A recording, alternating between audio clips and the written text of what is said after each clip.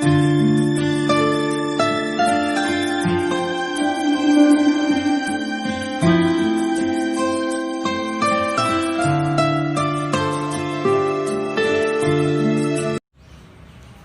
Afternoon વિદ્યાર્થી મિત્રો, આજે આપણે ધોરણ 8 વિષય ગણિત ભાગ 1 પ્રકરણ 13 સમપ્રમાણ અને વ્યસ્ત પ્રમાણ. વિદ્યાર્થી મિત્રો, આપણે પ્રકરણ 12 ની અંદર ઘાત અને ઘાતાંક શીખી ગયા. અહીં આપણે સમપ્રમાણ અને વ્યસ્ત પ્રમાણ વિશે શીખવાનું છે. આપણે અગાઉના ચેપ્ટરોની અંદર ગુણોત્તર અને પ્રમાણ વિશે પણ શીખી ગયા છીએ. એમાં ગુણોત્તરની વ્યાખ્યા પણ શીખી ગયા છીએ કે એક સંખ્યા બીજી સંખ્યા કરતાં કેટલા ઘણી કે કેટલામાં ભાગની છે તે દર્શાવતી જે સરખામણી છે તે સરખામણીને ગુણોત્તરો કહેવાય છે, ગુણોત્તર કહેવાય છે. એવી જ રીતે બીજી વ્યાખ્યા પ્રમાણની છે. વિદ્યાર્થી મિત્રો, અહીં ધ્યાન રાખજો, જો આપેલા બે ગુણોત્તર સમાન હોય તો તેમાં રહેલી ચારેય સંખ્યાઓ પ્રમાણમાં છે એમ કહેવાય. પ્રમાણની અંદર 4 પદ હોય છે. પહેલું પદ અને ચોથા પદ સાથે ગુણાકાર કરીએ અને બીજા પદને ત્રીજા પદ સાથે ગુણાકાર કરીએ તો જે જવાબ આવે એ સરખો થાય છે. તે પ્રમાણમાં છે એવું કહેવાય છે. અહીં વિદ્યાર્થી મિત્રો આપણે ભણવાનું છે સમપ્રમાણ અને વ્યસ્ત પ્રમાણ. તો સમપ્રમાણની વ્યાખ્યા અને વ્યસ્ત પ્રમાણની વ્યાખ્યા આપણે સમજવાની છે. તો સમપ્રમાણની જે વ્યાખ્યા છે અને વ્યસ્ત પ્રમાણની વ્યાખ્યા છે, તો સમપ્રમાણમાં એવું કહીએ કે જો કોઈ ચલ રાશિ એટલે માપ તે જેટલા પ્રમાણમાં વધે છે તેટલા જ પ્રમાણમાં તેની બીજી રાશિ પણ તેટલા જ પ્રમાણમાં વધતી હોય, અથવા જો એક રાશિ ઘટે એટલે કે માપ ઘટે તેના જ પ્રમાણમાં બીજું માપ ઘટે તો તે સમપ્રમાણમાં છે તેમ કહેવાય છે. ટૂંકમાં તમને એક વાત કહી દઉં કે રાશિના જે માપ હોય એ વધે અથવા ઘટે તો એ સમપ્રમાણમાં છે તેમ કહેવાય છે. વધે ઘટે તો એ સમપ્રમાણમાં છે. જ્યારે વ્યસ્ત પ્રમાણની અંદર એવું કહેવામાં આવે છે કે જો એક રાશિ જેટલા પ્રમાણમાં વધે છે તેટલા જ પ્રમાણમાં બીજી રાશિ ઘટે છે, અથવા જો બીજી વાત કરીએ અથવામાં કે જો રાશિ જેટલા પ્રમાણમાં ઘટે તેટલા પ્રમાણમાં એની બીજી રાશિ વધે છે, એટલે કે વધે ઘટે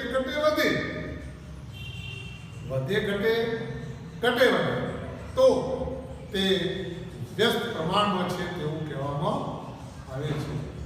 ગુણોત્તરોની જ્યારે વાત કરીએ છીએ, અગાઉ આપણે ભણી ચૂક્યા કે ગુણોત્તરોનો એકમ એટલે ક્યારેય શૂન્ય ન હોઈ શકે એ આપણે ધ્યાનમાં લઈએ. ગુણોત્તરની વાત, ત્યારબાદ પ્રમાણ એ આગળ ભણી ચૂક્યા. આજે આપણે સમપ્રમાણ અને વ્યસ્ત પ્રમાણ ભણીશું.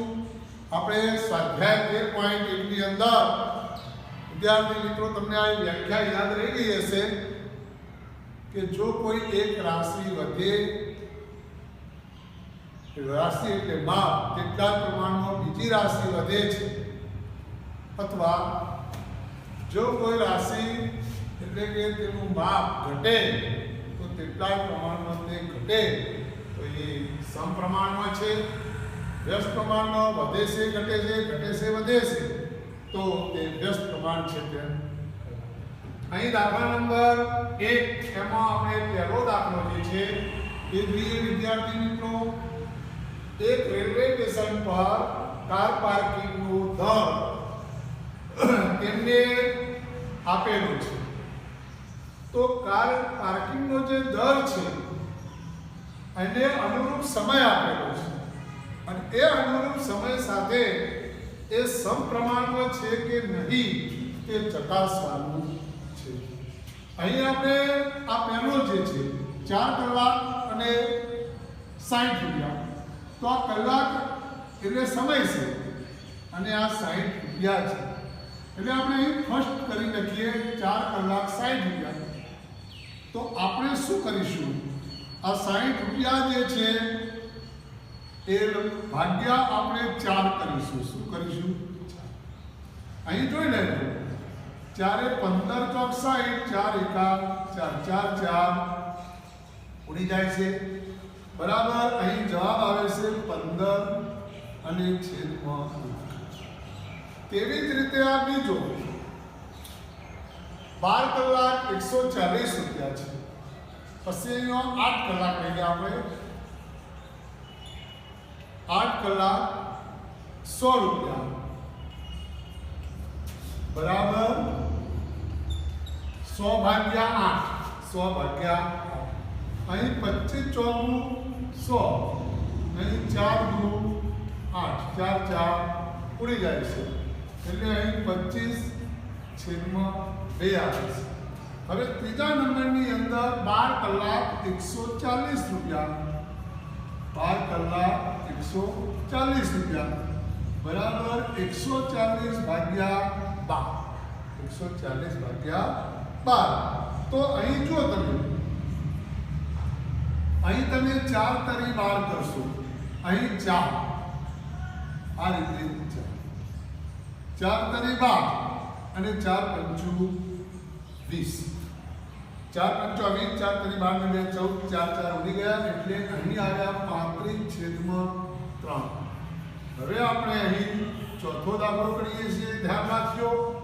અહીં ચોથા દાખલામાં 24 કલાક, ચોથો દાખલો આપણે અહીં લઈએ છીએ વિદ્યાર્થી મિત્રો, 24 કલાક 180 રૂપિયા. એટલે અહીં જોજો તમે 180/24, 6 4 24, 6 તરી 18, 180, 6 6 ઉડી ગયા. 15 દુ 30, 2 દુ 4, 2 2 ઉડી ગયા. જવાબ આવ્યો 15/2. હવે તમે શું કરશો, જે સમય જે છે એ આ દર અને સમય એ સમપ્રમાણમાં છે કે તે વિશે આપણે અહીં આ દર છે, આ સમય છે, દર છે સમય છે, દર છે સમય છે, દર છે સમય 1 2 3 4 એનો સરખા નથી. એટલે આપણે શું કરીશું, માટે સૌ પહેલા 15 એ નોટ ઇક્વલ ટુ બીજો 25/2 not equal to 35/3 not equal to 15/2. એટલે કે અહીં એવું લખ્યું છે અનુરૂપ સમય સાથે સમપ્રમાણમાં છે કે નહીં. તો દર અને સમય એ સમપ્રમાણમાં નથી. આપણે અહીં લખી શકીએ કે દર અને સમય સમપ્રમાણમાં નથી, સમપ્રમાણમાં નથી. દર અને સમય સમપ્રમાણમાં નથી. આ રીતે તમારે ચકાસણી કરવાની હતી. આ દાખલો પરીક્ષામાં કદાચ આવે તો દર અને સમય તમારે આવી રીતે ગણતરીમાં લેવો. હવે આપણે અહીં દાખલા નંબર 2 લઈએ છીએ વિદ્યાર્થી મિત્રો. જોજો એમાં એવું આપ્યું છે કે એક રંગના મૂળ મિશ્રણના 8 ભાગમાં એક લાલ રંગ મેળવી, 8 ભાગ એમાં એક લાલ રંગ મેળવી ને મિશ્રણ તૈયાર કરેલ છે. તો મૂળ મિશ્રણનો ભાગ શોધવાનો છે. અહીંયા લાલ રંગ એમાં પહેલો, ચોથો, 7મો, 12 અને 20. મૂળ મિશ્રણમાં અહીંયા 8 આપેલા છે. તો પહેલું પદ જે છે એ જોજો મિત્રો, અહીં આપણે x1 એટલે x ચલે છે y, x1 બરાબર 1 છે, x2 બરાબર 4 છે, x3 બરાબર 7 છે, x4 બરાબર 12 છે અને x5 બરાબર 20. તેવી જ રીતે y1 બરાબર 8, y2 બરાબર પ્રશ્નાર્થ ચિહ્ન, y3 પ્રશ્નાર્થ ચિહ્ન, y4 પ્રશ્નાર્થ ચિહ્ન અને y5 બરાબર પ્રશ્નાર્થ ચિહ્ન. આ આપણે શોધવા છે. સૌપ્રથમ આપણે આ બેનું સ્ટેપ લઈશું. x1 અને y1. તો x1 છેદમાં y1 બરાબર x2 છેદમાં y2. હવે x1 1 છે, 8 છે, x2 માં શું છે 4 છે અને y2 આપણે શોધવા છે. માટે y2 બરાબર 8 ગુણ્યા 4, 8 ગુણ્યા 4 છેદમાં 1. તો y2 બરાબર 8 ચોક 32. કેટલા આયા? 8 ચોક 32.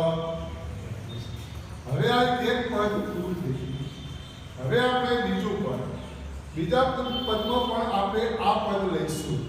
કોઈ વિદ્યાર્થી એમ કહે કે મારે x2 અને y2 લેવું છે, તો પણ જવાબ સરખો જ આવવાનો. વિદ્યાર્થી તમને એ પણ કહ્યું x2 અને y2 લો અને x3 અને y3 શોધો તો પણ જવાબ એ જ આવવાનો. તો આપણે x1 અને y1 જ લઈશું. x1 y1 બરાબર x3 y3 1 8, x3 કેટલા છે 7, y3 શોધવા છે. માટે y3 બરાબર 8 ગુણ્યા 7 1, y3 બરાબર 8 × 56. કેટલા આવ્યા? 56. તેવી જ રીતે આપણે x4 શોધીશું. હવે આપણે x1 y1, x4 y4, x1 8 y4 1 2 3 4 12 અને y4. માટે y4 બરાબર 8 ગુણ્યા 12 છેદમાં 1. તેથી y4 બરાબર 12 8 96, 12 8 96. તો આવી રીતે જે લાલ રંગ છે એને મૂળ મિશ્રણ કરતો પહેલામાં 8 મળે છે, એવી જ રીતે બધામાં કેવી રીતે મળે જોઈએ.